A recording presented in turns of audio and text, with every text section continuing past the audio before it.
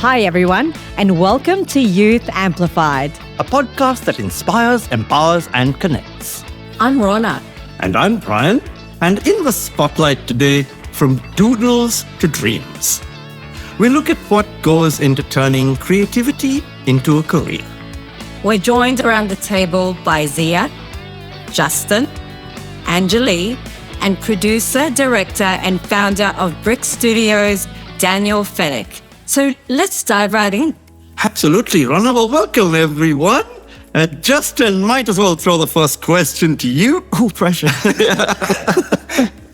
Tell me, when you're out there making music, how did your creative passion grow from something fun into something you sort of saw as a career? I think it started all as definitely a hobby, but like a serious one where I knew that there was something real behind all of the fun. Like, despite it, having a great time, having a creative rush all the time and going on stage and doing something I love. I knew I was doing it for a reason.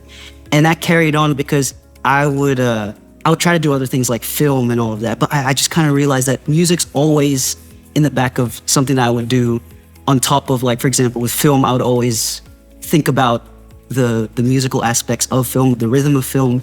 And I just thought, you know what, if music's going to be the backbone with everything I see, I might as well continue that path. Wow. But Daniel, talking about a rhythm of film, that's something right up your alley. Yes. How did you turn passion into such a flourishing studio today? Yeah, good question. Well, fun obviously is a massive part of it. Like, you're going to be doing this every day. And what we do as creatives is really difficult. So you've got to enjoy it. You've got to really want to do it and have fun doing it. But I started out making contemporary theatre. So community specific, not in theatres, out in public spaces. And it was just a natural progression from going into a community, firstly as a participant, then as a practitioner, creating original works, and eventually found my sort of craft as directing documentaries. So not that far of a stretch. So it was just a gradual progression until, I found my rhythm and where exactly I fit. How wonderful. Nice. Well, Zia, you've published a few books of poetry. What challenges did you face, trying to convince others, or even yourself maybe, that your creativity had real value? I actually have never tried to convince others. I think it's always been a matter of, okay, you don't believe I can do it? Watch this, watch me do it. I don't think you need to convince anyone that you can do anything. I think you just need to convince yourself. And I think through my success, through my publishing, through my competitions, through the scholarships I've received and the opportunities I've been granted, I can see where my success is valued. And we'll stay with you, Zia. Now, was there a time that you can share a moment where you felt like giving up, and what made you keep going? I think there's many times. I think anyone who's creative has many times when they want to give up. I don't know if I can pinpoint just one, but I have sort of a system for when I'm feeling like, okay, maybe this is becoming a bit much.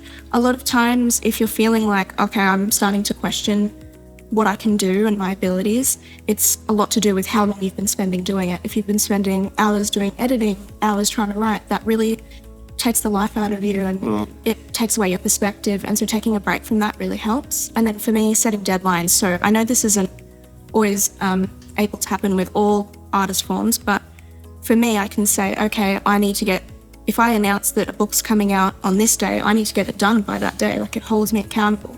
And then if I feel like giving up after, I can take a break. So I think that's the advantage there. Wonderful insights. Thank you. What about you, Daniel? From documentaries to a feature. I mean, there must have been moments in that where you wondered, what the heck am I doing? Yeah, heaps. Just like with Zia. Yeah, and like obviously as you get older and you have a family, like you've still got to pay the bills. So what we do, sometimes isn't valued by people. So the payment isn't there. So it's always a case of like, knowing what you're doing is valuable and just finding, people to value it. But yeah, like we've I work in the short form space. I've produced a scripted feature and a documentary feature. Yeah. And especially with the documentary, people were like, There's no money in docs. There's no audiences in docs. And it's been by far our biggest success because I didn't ever need to prove to anyone. It's like, no, I really wanted to tell this story and I wanted to go through the motions and I wanted to hurt and bleed and all that pain and, know what it's like to go through the ringer. Well, that was The Blind Sea you're talking about. It was The Blind Sea, which is now on Netflix. So Wow. not a bad result Not bad at all. for someone saying a little boy from Campbelltown can't make a surfing documentary. I mean, even your feature, Right? your feature did really well. The one you produced, Chris Mess. Yeah. So Chris Mess and The Blind Sea happened simultaneously. I don't recommend making 2 indie features back to back. But the way that happened was a buddy of mine was directing a feature and I had The Blind Sea coming up and I'm like, hey, Heath, I'll produce for you if I can shadow you because I've got a film coming. I'll produce for you and you produce for me. And that's kind of how that happened. And yeah, Chris Mess has done incredibly well. We even shot here, as one of our scenes, because people in the community valued what we were making and we created this great opportunity for local filmmakers. Over half the cast and crew were local to the MacArthur on that film. And that's something we're really proud of. Can we see that on Netflix too? Chris Mess is on Channel 9, but it will drop on a platform for this Christmas coming. Stay tuned. Yes. Yeah, awesome. It'll be a good one. Yeah. Now, Justin, what role does culture or identity play in shaping your creative work and your creative voice? Ever increasing. I mean, from the beginning, it was kind of there. Like I would find a lot of inspiration from original Philippine music, but more than ever, I feel like because I've been returning to my culture again after quite a while of living in Australia and things like that. I've been going back to the Philippines a lot more since COVID, and that's allowed me to be a lot more exposed to the culture that pretty much holds the backbone of my entire family. As of right now, while I'm working on new music, you're gonna hear a lot more of Filipino influences from our music, and also like just the way the people of my ethnicity just see life and like beauty and things and everything. So there's gonna be a lot of it. Wonderful to hear you go back to your heritage and have that influence your creativity. Thank you, Justin. Now, Zia, just wondering, how do you balance passion and pressure, especially when creativity becomes part of your job? I think you have to dabble in changing a few things, minor things, changing the format, changing the color, changing the system, however you need to do it to feel like your inspiration is heightened, which can help get through the pressure in parts of the job. Now, Angelee, do you think, being through school and you finished with the school system, but do you think schools do enough to support creative talent? And yes or no, and what would you change, if anything? I don't think they do enough, but I don't think it's completely their fault. I think the budgeting isn't spread out evenly enough, but they can't always control that. But if I could change it, I'd probably say just even out the budgeting and just let them be themselves. I honestly think my school didn't do nearly enough. In the years that I was in high school, I published several novels globally, and there was very little acknowledgement of that. I think that high schools acknowledge academic and athletic success, but there's nothing for the creatives. It's so true. Yeah, I think if I was to change the system, talking on a government or department level, I'd create scholarships and funding for creative writing or art-based projects where they have like field trips and things like that to see that success is actually happening in creative careers, because I feel like it's just not known that it is. So I think opportunities like that, and like having athletic success and creative success on the same level, because they're both at the same value. Yeah. This is a definite Angelee question. The next one, for sure. Now listen, if you're stuck in a room with glitter, duct tape, and spaghetti, what kind of a masterpiece would you create? Probably something very tactile, because I want everyone to be able to feel art and see art in their own way. Probably a little portrait, with the spaghetti. Use the duct tape as a canvas, so lay it out flat. Use the glitter to make pretty, and then use the spray like make a little portrait or something, like break it up and do a little base. Cool. Yeah, I can see that. Yeah, I see the vision. That's so cool. Especially the tactile bit. I'm like, oh, yes. I feel like Yeah. I can't see it. Now, Daniel, over to you again. Yep. What's the biggest myth about creative careers that young people should stop believing? Whoa. It's been a while since I was a young person. I don't know what they took. Well, I don't know. What's the myth that you guys hear that I can kind of debunk or something? Like, do people had it? What do you hear, guys? there's no success in creative careers, Yep. but it doesn't lead to a full-time job or a full-time income. Yep. That's a good one. Yeah, you you hear the same thing? Yeah, look, I heard that as well. It's pretty heartbreaking, and look, I had mates who were tradies and they would get paid to have an education. Right. Whereas we would have to have a job to then work for free to do our sort of traineeship. So that was a struggle. But one of the country's biggest industries is the entertainment sector, and we turn over billions of dollars. Even in New South Wales alone, massive. And there is totally an opportunity for us to forge long-term careers. And like I said, become entrepreneurs. Do the homework, get your grounding, get your foundation right, and then you'll be sustainable and you can create art the rest of your life.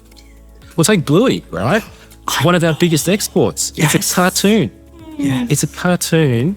Like, who would have thought? And I've traveled a bit with the doc. Yeah. And I have people from all parts of the world go, they go, hey, this talk for us. And then they talk to their kids and they're like, he lives with Bluey. And then the kids are like, there's like American kids, there's English kids, they got big eyes and they love Bluey so much. And that's something that was created here. Yes. It was unapologetically Australian or unapologetically Queenslander. That's right. It's had great success because they were true to themselves. And everyone said when they put the demo out, everyone said they would not succeed with Bluey. Yeah. Oh, wow. Yeah. Hard to imagine now. But yeah. And I have these conversations regularly with, stakeholders who pull the purse strings. So I get it. Right. I'm going to stick with Daniel because this is really going somewhere. So, if your first doodle came to life, what kind of personality do you think it would have?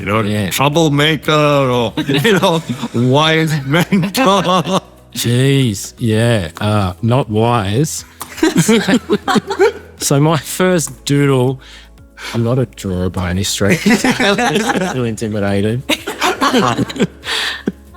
It's like 90s kind of bad graffiti with like this guy with these big eyes that are popping out of his head, kind of like, whoa, his jaws dropped and his hair's all like grungy, spiky, and I'd say pretty wise. Yeah. Something that you could totally get good information out of life skills. Yeah. great. Yeah, not a goofball at all. Yeah. What about you, Angelee? My first doodle was probably a princess, being honest. I really badly drawn one, but I don't believe them that bad. But yeah. She'd probably be like really wise, bit up herself, but wise. What about Justin? Oh, can I draw it actually? I still remember like at the top of my head what my first doodle was. Yeah. Go for it. Go for it. Oh my. Come on, we go. I'm way too eager, yeah. Oh, that's how you do it. All right. So it was like this. So I'm thinking he'd be very hungry. Because this person's a walking jelly bean. Yeah, hold it up. Hold it up for your camera. Yeah. Let him take it in. This guy is, I've never given him a name. It's just friend, I guess. The first thing I can remember was drawing frogs. I had such a thing for drawing frogs. And I can envision it being just like Kermit, like playing a banjo or something. Oh, yeah. Yeah, that's how I imagine it, yeah. Now, Justin, over to you again. What are some of the practical steps you had to take to build your career in the arts? I like that question because I had to think about it today before I came here. I was thinking, how can I make this work and not constantly live in like a fantasy of like, I'm going to be like a rock star or something like that.